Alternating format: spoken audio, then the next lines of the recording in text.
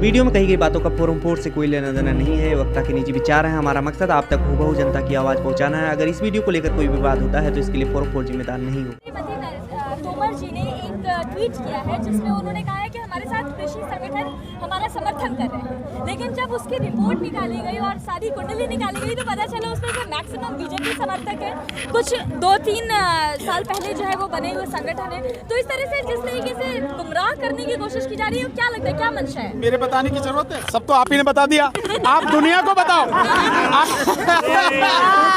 आप दुनिया को बताओ कि ये जो मोदी जी बोल रहे हैं या कृषि मंत्री बोल रहे हैं, ये झूठ बोल रहे हैं और फर्जी संगठन खड़े करके जो बीजेपी के आदमी हैं, किसान संगठन बता के इस आंदोलन को भटकाने की कोशिश कर रहे हैं। इनके पास है कुछ नहीं, पूरी तरह से अंदर से खोखले हैं, झूठ का आडंबर खड़ा करते हैं और झूठ में ऊपर से नीचे तक डूबे हुए हैं, इसलिए बेचारे इसके अलावा कुछ कर नहीं सकते। तरस आ रहा है मुझे कृषि मंत्री जी की इस बात पर।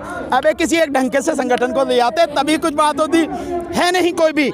इसका मतलब साफ है, देश की तमाम जनता और देश के तमाम किसान सब एक जगह हैं, एक साथ हैं, एकजुट हैं और सरकार के इस भयानक षड्यंत्र और अत्याचार के खिलाफ एकजुट हैं। और जब तक ये तीनों कानून वापस नहीं होंगे तब तक लगातार लड़ेंगे।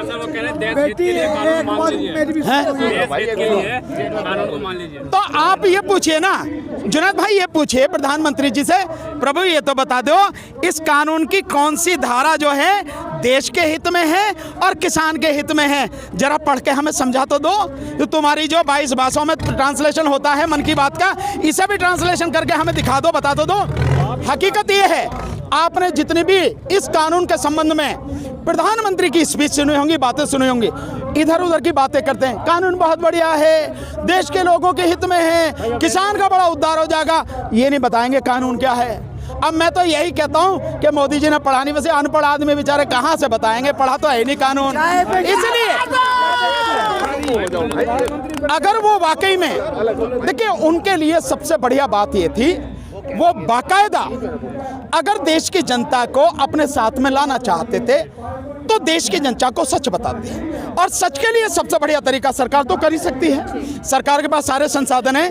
इन कानूनों का जो तीनों कानून केवल 23 पेज के हैं, सभी भारतीय भाषाओं में, जो संविधान की 8वीं अनुसूची के अनुसार 22 हैं, जिनमें प्रधानमंत्री जी की मन की बात का ट्रांसलेशन होता है, प्रसारण होता है, उसमें अनुवाद कराएं। हर शहर में, हर गांव में, हर गली में, हर घर में, हर यूनिवर्सिटी में, हर बार एसोसिएशन में, हर कोर्ट में उसको पहुंचाएं, बताएं ये कानून है, और फिर ओपिनियन पोल लोगों का ले लें, पता लग जाएगी। लेकिन वो सब नहीं कर रहे हैं। अगर इतना ही बढ़िया कानून था तो प्रधानमंत्री जी को और मोदी सरकार को किसानों से बात करनी चाहिए थी, किसान संगठनों से बात करनी चाहिए थी। अगर पार्लियामेंट में आप लाए तो पार्लियामेंट की जो स्टैंडिंग कमेटी है उसको ये बिल भेजने थे।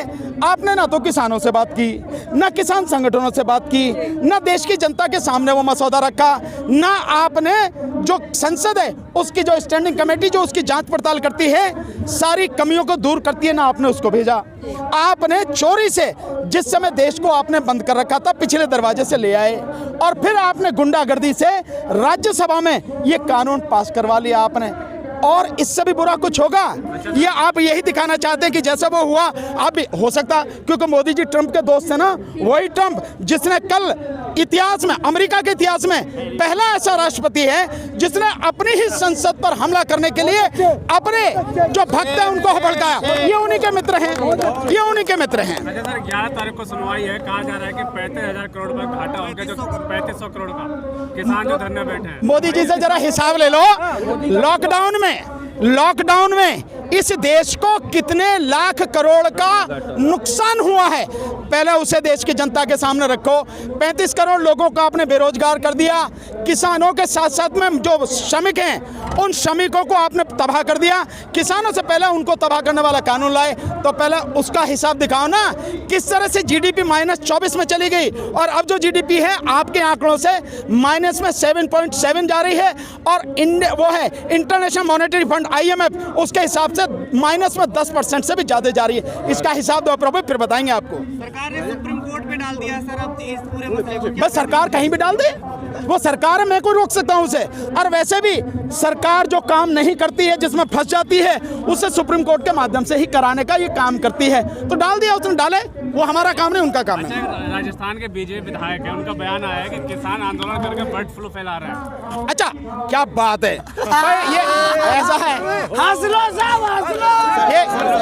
ये देखिए ऐसा है, ये ऐसे ही हैं जो बताते हैं ना कि हजारों साल पहले इस देश में प्लास्टिक सर्जरी होती थी और जो हाथी का सिर है वो बच्चे के सिर पर लगा दिया और गणेश जी बन गए।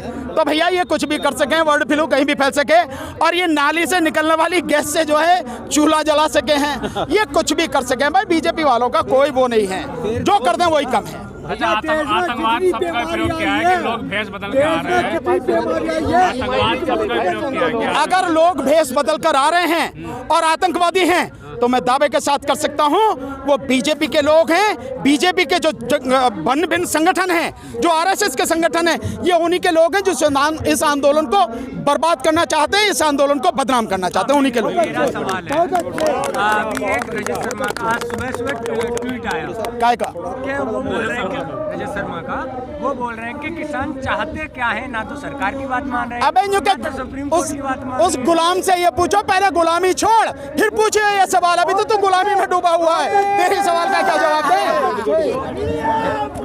अभी तो वो सवाल पूछने की स्थिति में भी नहीं आया। रामदेव जी भी कह रहे हैं कि मोदी सरकार किसान विरोधी नहीं हो सकती है। अच्छा जी, उनका बयान आया अभी कुछ दिनों पहले। उससे रामदेव से पूछो, लाला रामदेव, तेने कानून पढ़ा है? तो 7 साल पहले हल्ला मचावे था कि बाहर से विदेशी काला धन लाना है, कहाँ गया? पहले तो उसका हिसाब दे। और अनपढ़ आदमी तूने जो है सांस खींच के और ये भगवा चोला पहन के इस देश को मूर्ख बना लिया और आज भी धर्म की आड़ में धंधा कर रहा है। पहले उसे छोड़, तेरे उसको भी नहीं पता है, प्रधानमंत्री को भी नहीं पता है इस देश में जो तुम कानून लेके आए हो वो देश को तबाह और बर्बाद करने वाला है। किसान इस चीज को जानता है। तुम कितना भी भरमाने की कोशिश करो, कितना भी बरगलाने की कोशिश करो, किसान न तो बरगलावे में आएगा, ना ही भ्रम में आएगा, और ना ही अपनी लड़ाई में 1 मिलीमीटर भी पीछे आएगा। अच्छा, लास्ट सवाल सर, अभी भी रह गया। कल जो सरकार तो साफ उनकी मंशा है कि पीछे नहीं हटने वाले, लगातार तारीख बना रहे हैं, क्या होगा अब, क्या होगा फैसला सड़कों में? वही होगा जो मंजूर खुदा होगा। देखिए मैं आपको बता दूं, आपने जो हमारे नेता हैं उनकी बात सुनी आपने? उन्होंने कहा था, जब सरकार ने, कृषि मंत्री ने कहा कि आप कोर्ट चले जाओ, तो हमारे नेताओं ने बहुत स्पष्ट कर दिया, हम कोर्ट नहीं जाएंगे।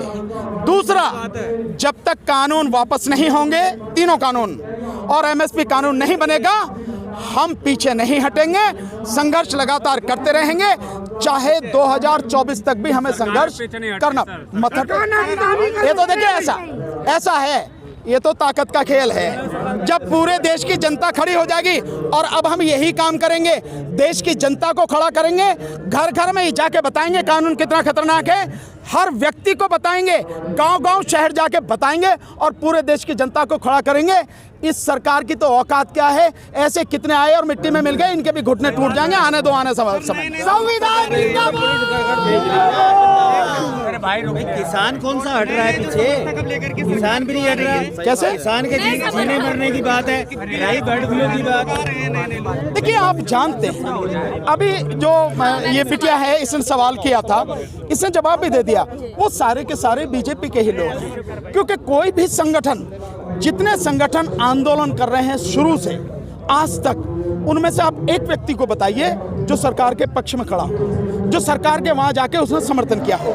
और मैं दावे के साथ कहता हूं, इसको भी आप निकलवा लीजिए कि जिस तरह से सरकार ने नहीं पढ़ा कानून, माननीय प्रधानमंत्री और कृषि मंत्री ने नहीं पढ़ा, वो जो है ना, जो आ रहे समर्थन में, उनमें से एक भी ऐसा नहीं है जिसने एक भी शब्द उस कानून का पढ़ा हो। तो वो लोग हैं जो गुलामी करते आए हैं और अंधभक्त हैं, जिन्हें मोदी जी और बीजेपी के अलावा कुछ दिखता ही नहीं है। तो उनकी बात करके समय खराब करना मैं नहीं समझता कोई सही बात। सवाल ये है सर कि लोकतंत्र टीवी पे जो बैन लगा है, ऐसे ही आप देख रहे हैं अडानी अंबानी जो लोगों के, मुझे उसके विषय में जानकारी नहीं है, पहले बताएंगे तब बात करेंगे।